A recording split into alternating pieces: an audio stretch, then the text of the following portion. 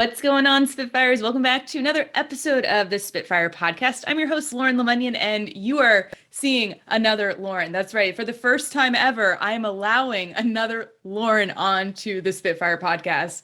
I don't know. Maybe it's spring fever. I'm like opening up in new ways. Who knows? Well, hello, Lauren. Hello. Well, which Lauren are do I hear from afar? It's Lauren Chipman. What?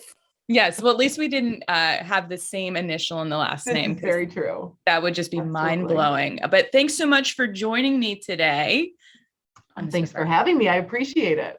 Absolutely. So before we hit the record button, we were kind of pontificating, ranting a little bit about the lack of innovation and new ideas in the design space, the hybrid space, this kind of like return to work. Mm-hmm. What are you seeing out there? You know, it's really interesting because obviously, like a lot of companies, we had to downsize during the pandemic and either furlough or release some team members. And it was really just probably one of the worst times of my life. And we were in survival mode and making decisions for the future health of the firm. And so we have a architecture firm based out of Chicago, Chipman Design Architecture. We're almost at 130 people again, and work nationally with clients. And so not only having a headquarters here in Chicago, but having small regional offices.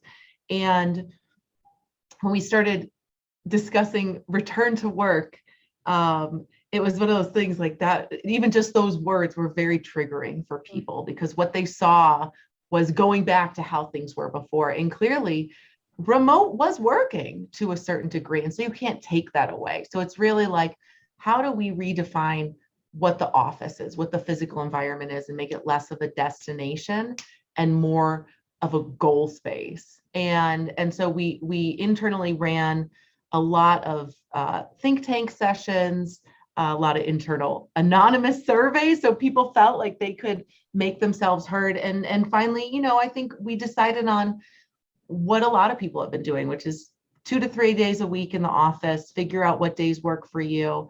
And one of the biggest things is, how do we make sure that it just doesn't feel like something that you're checking off on a list? Like, well, I came in today, and more that it's a purpose-driven place. And, I've been reading, I'm sure, like we said, we've been reading all the same articles about how do we, create a more engaging environment? How do we bring people back? And it's not by like placating with food or fun stuff. I mean, as much as everyone loves free food and booze, trust me, that can only go so far though.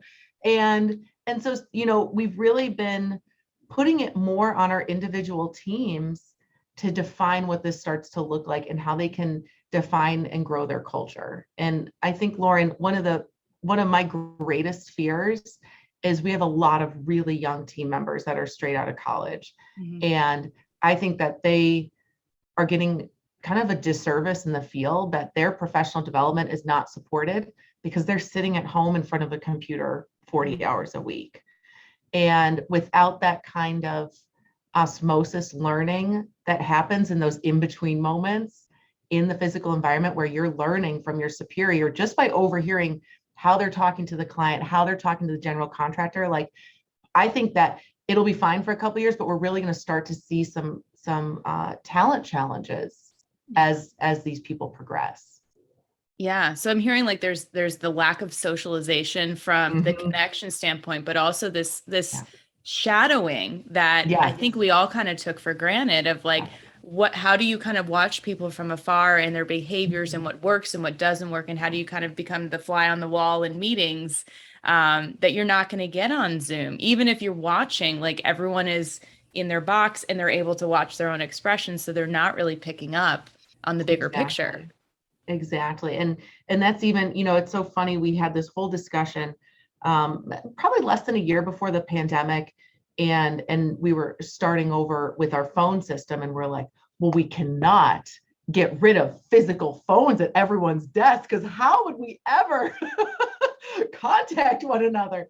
But, I will say, to a certain degree, there's a certain truth that goes along with that, where when you're on the phone with a client, you put it on speakerphone real quick, because you're like, the person next to me needs to hear this. They need to hear this challenge. They need to hear how we're addressing the solution. And it's those kinds of magical moments that we are really missing out right now. And it's like, I don't want people sitting at their desks in the office because I'm paying rent. Like, that's not the reason why. There's a bigger reason. And so I think allowing people to come to this realization themselves is really how we're going to find the most success. And at the end of the day, it's really just going to be time.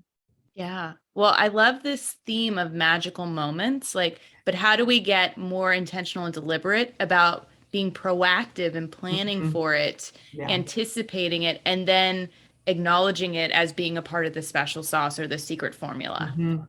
Absolutely. And I think, there's a certain amount of I think the challenge comes through when everything is so scheduled in our lives right now. And I mean, I've never been on so many friggin' meetings in my entire life. And I'm like, we used to not have meetings sometimes, right?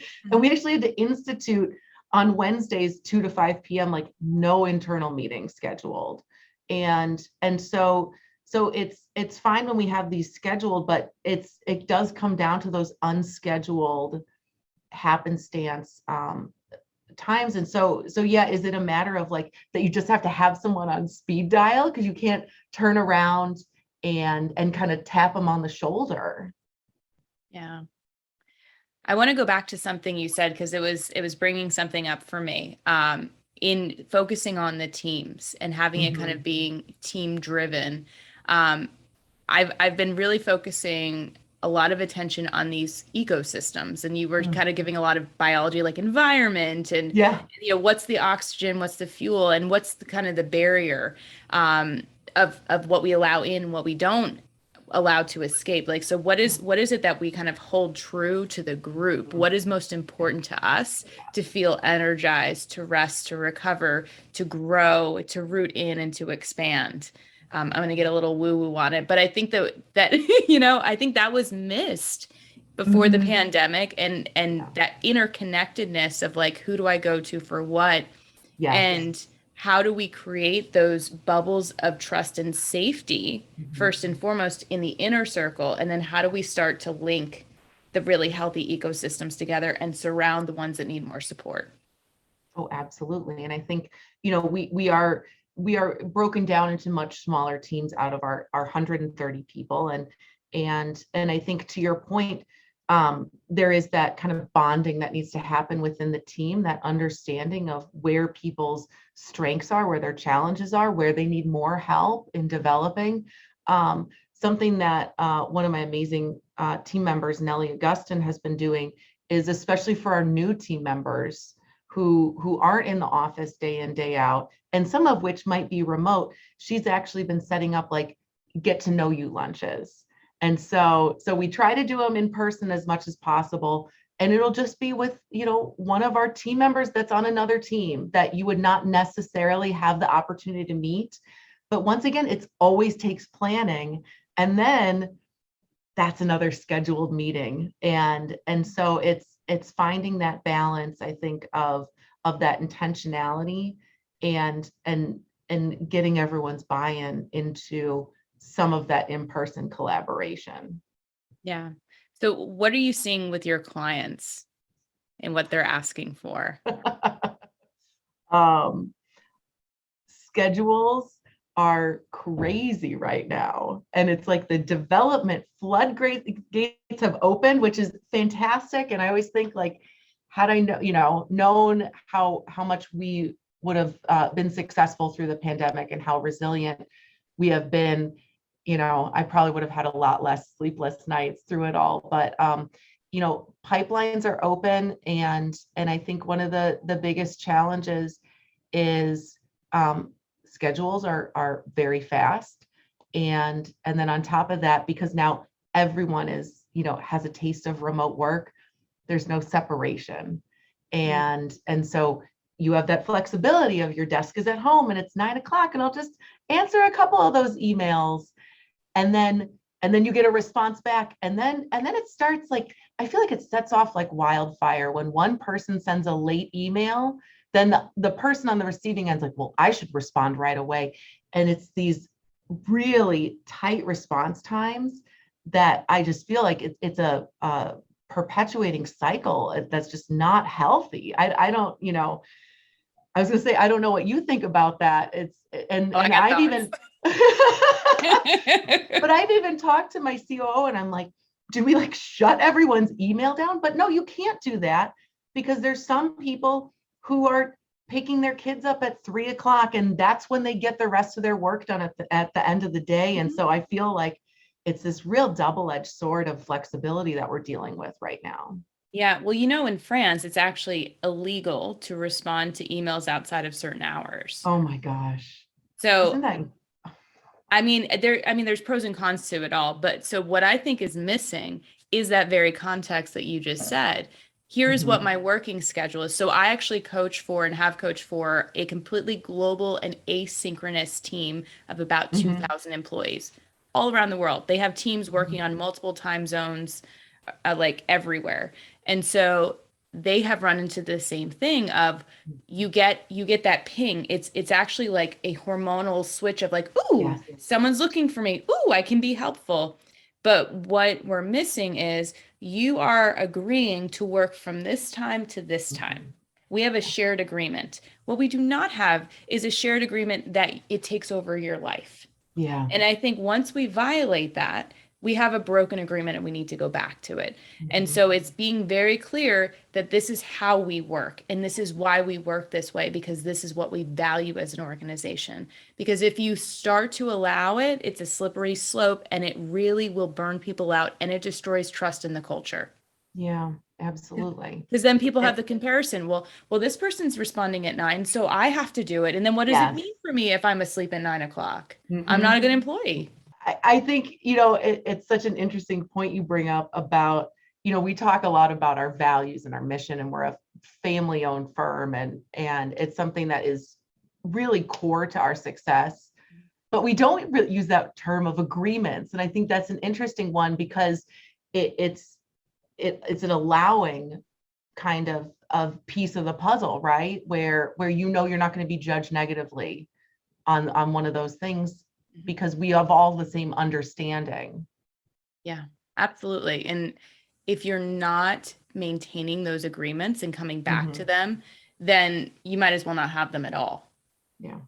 And I think that this is where the storytelling comes in and assumption comes in, because people aren't basing things on fact anymore. And it does start at the top. So if you're responding to things late night, what message is it sending to your team?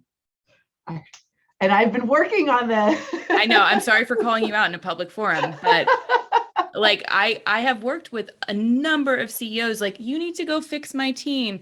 They keep doing this and they're getting tired and they have no motivation. I'm like, and what are you doing? Yeah. Well, I'm different. No, you are not special. You are the problem. And you are also the solution. Yeah. It starts with you. Absolutely. Oh my gosh. Yeah. Yeah, all of the stuff we're talking about. So at the end of the month, I'm laughing to myself because I'm actually building out the slide deck. I'm doing 2 sessions, one on time management, maximizing your time, and one on building trust in remote and hybrid teams. So I'm like having a little internal chuckle of like, oh yes, those are all the things we're going to accomplish. All right, we're on the right track here. Yeah, but this is the thing, like, you can know your mission, your values, your vision, your purpose, but think about what are the commonplace behaviors and activities that are going on that are actually challenging and destroying it on an everyday basis. Absolutely. And they're usually the most minor that have the most impact, because everyone's like, oh, they're so benign. They don't matter, but then they build up and then they're broken. Oh, absolutely. Absolutely. So what are you going to do differently? Well, I think number one, and I have really been making an effort on this, is not, and yes, I do every once in a while wake up at 3 a.m. and I will read those emails and then I'll respond. And then I think, like, no, it's not like responding at 9 p.m. You're responding in the middle of the night, which is sending a bizarre message at best. And so really being mindful of not even checking the email that late. And I think that's something that we can do is make that delineation between work and home, regardless of where you are, but just shutting it down and not responding it. And something we talk about a lot also is like setting yourself up for success the next day and making that checklist at the end of the day that really feels like a little bit of a bookmark for the week. Yeah. So what happens when you notice a challenge in your values and behaviors in others? Mm-hmm. What do you say as the leader? Well, then it needs to be, this is something that I'm working on, and I'd really like everyone to try it with me. Let's give it a try and see how this goes together. Because I think, you make a good point that it's acknowledging that it's something that you're working on as well, right? It's that, not that I'm infallible by any stretch of the imagination. It's let's go on this experiment together and see how, if we can all really find some meaning there. Yeah. Do you remember what psychological safety is? Yes, but maybe you should remind me. I will remind you. It is an environment of shared vulnerability, shared and rewarded vulnerability. Mm-hmm. So in sharing this piece of you that I'm working on this and in progress, I invite you into this shared experience. Mm-hmm. And I think that's what people are really afraid of what does it say about me if I'm a leader that doesn't have it all together, or I'm not perfect, or I don't have the answers. Yeah. So what do you do when you don't have the answers?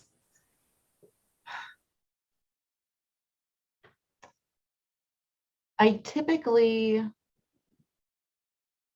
will go to certain members of my leadership team. I have a very diverse C-suite, and I think, there's typically certain people I can go to for certain things, but then I feel maybe that's where I do get a little bit stuck, because it's a very internal group, and we are all pretty aligned on everything. And I think that's one of the challenges, is finding maybe that outside perspective that can really challenge your mindset and how you would typically look for a solution. Okay. So if you had the ideal outside perspective that you could tap and say, hey, we need your brain in here. Uh-huh. What would that look like or sound like? I don't really know. I think the number one thing is that we would have to let go of being like, well, that's not typically how we do it. Because I feel like that response would be like the first thing. Okay. So it sounds like some disruption might be needed. You got my interest now. There we go. Yeah. So I actually just had, I had an interview with another class from Catapult. Mm-hmm. And we were talking about kind of this Hunger Games mindset that we get locked into in survival mode. And so how do we then open up to a different mindset when we're not in survival mode? Sure. And I think we get very complacent in surviving, and this is how we do it, and we're really efficient and we're really good. But it's now, where do we want to go? And how do we need to think and behave differently? What do we need to shift in order to get there? Because we got here thinking and doing exactly what we've been doing. Yeah. And if the goal is to maintain, keep doing what you're doing. But if you have a different vision, then that's the challenge. Mm-hmm. So I guess the question is, what do you think you're afraid of, or other members of your C-suite are afraid of?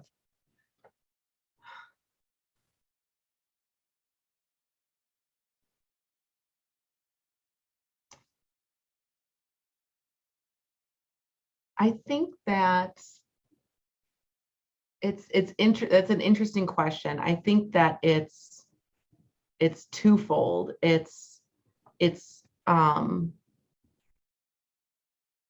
I think one of the biggest challenges in today's landscape is, and I touched on it a little bit earlier, is like how fast we have to move.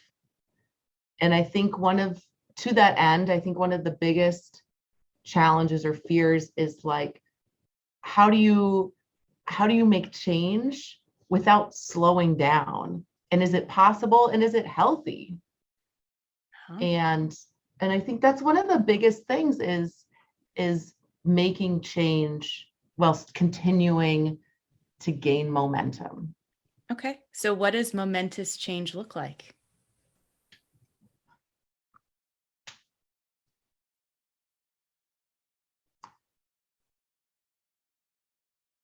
In terms of Chipman, I think that it's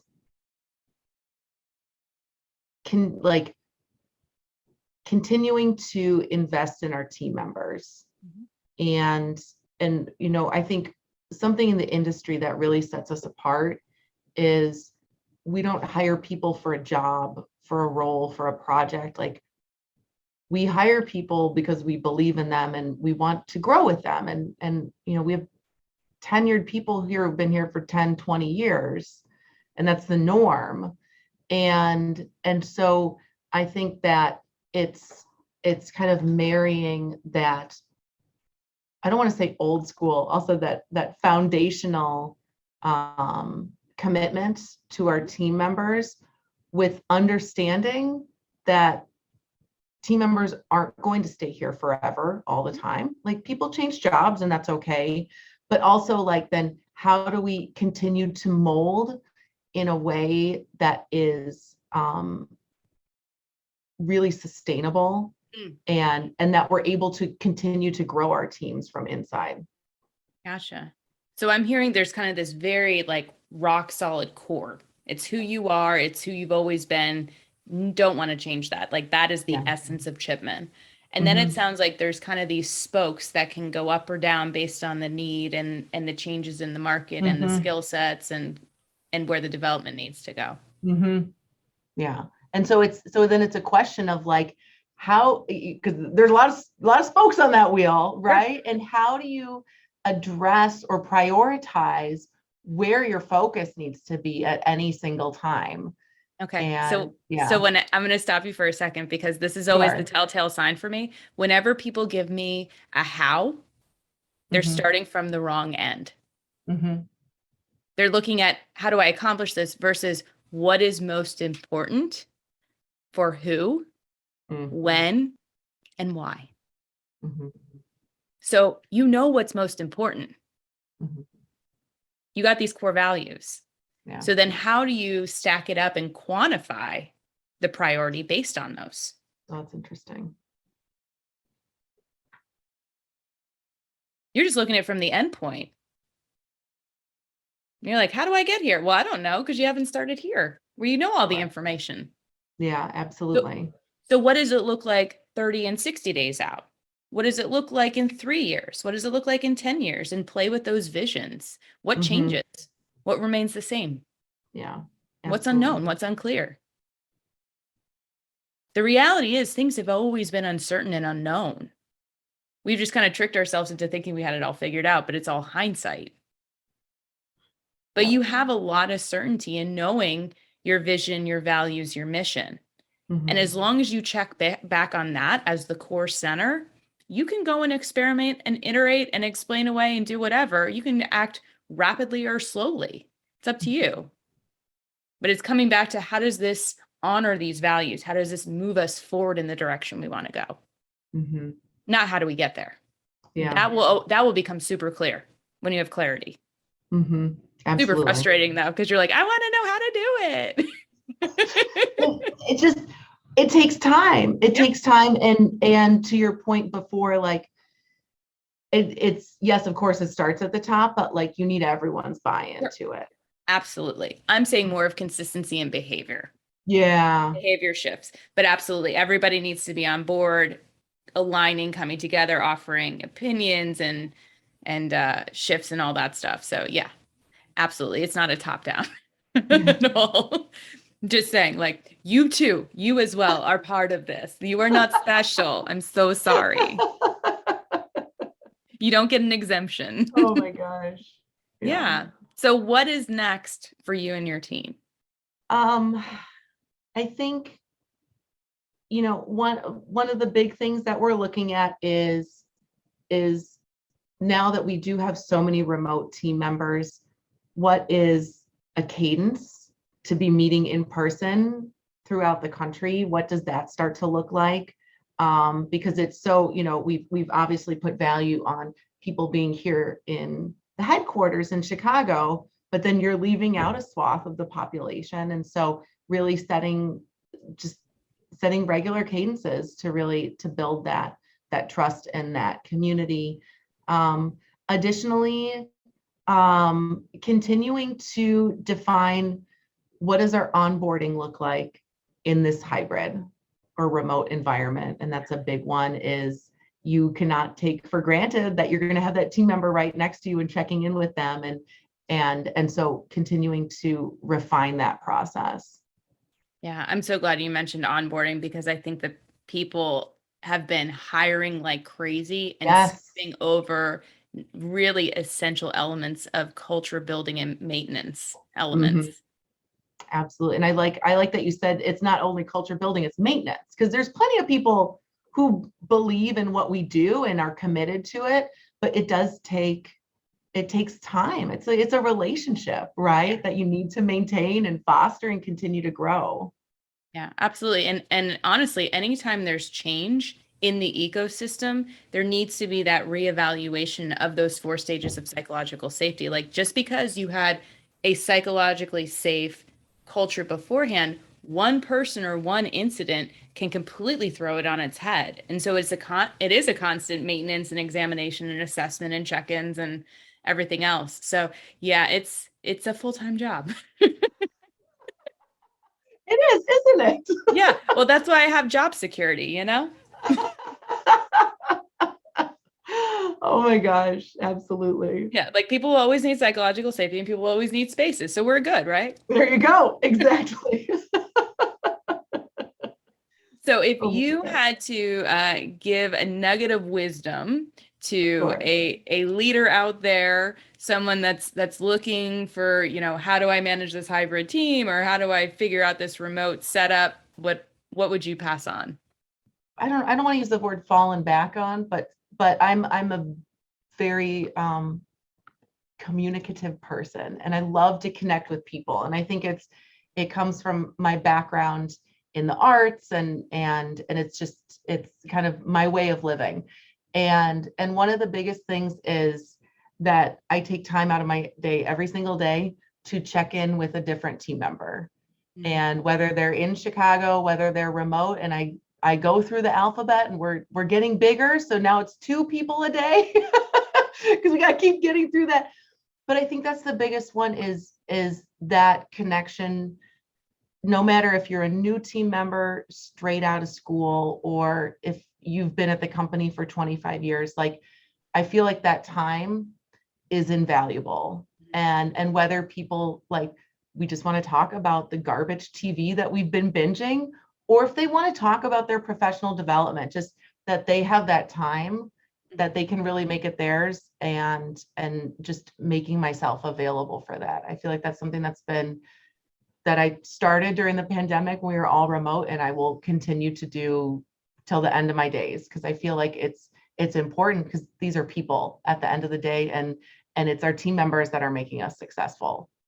That's amazing. That is a great tip. And I'm like, if I had a huge team, I would be doing it too. But I talk to my team all the time, and they're probably sick of me.